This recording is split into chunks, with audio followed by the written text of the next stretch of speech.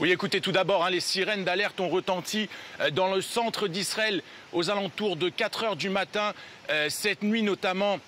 Ici où je me trouve à Tel Aviv, suite au tir d'un missile depuis le Yémen qui visait, selon les Houthis, l'aéroport Ben Gurion. À Gaza, au moins 10 civils ont été tués et des dizaines d'autres blessés dans des frappes aériennes israéliennes ces dernières heures, selon le Hamas. Hier, l'armée israélienne s'est redéployée et a pris le contrôle du couloir de Netzarim qui sépare la bande de Gaza en deux, avec une partie nord et une partie sud. Cela marque en fait le retour d'opérations terrestres ciblées selon Tsahal. Dans le même temps, le ministre de la Défense israélien a menacé les habitants d'une destruction complète de l'enclave en s'adressant directement à eux. Si tous les otages israéliens ne sont pas libérés et si le Hamas n'est pas expulsé de Gaza, Israël agira avec une puissance que vous n'avez jamais encore connue. Fin de citation d'Israël Katz. Il reste encore 59 otages à Gaza, dont 24 présumés vivants, depuis que la guerre a repris il y a maintenant 72 heures et que les frappes aériennes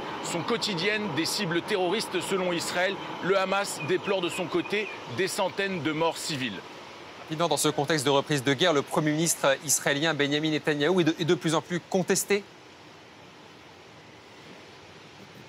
En tout cas, depuis 2 jours, les Israéliens sont dans la rue en nombre, que ce soit à Jérusalem ou ici à Tel Aviv. Ils manifestent contre le choix du Premier ministre de reprendre la guerre à Gaza aux dépens, selon eux, des otages toujours entre les mains du Hamas.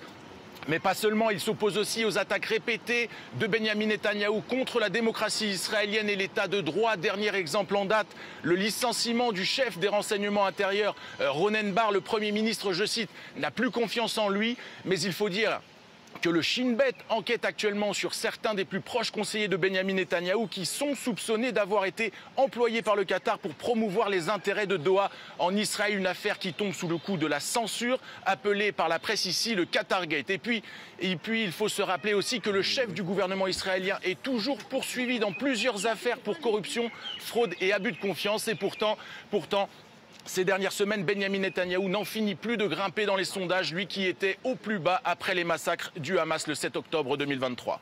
Maël Benoliel avec Obset Nalbandian pour les images, merci.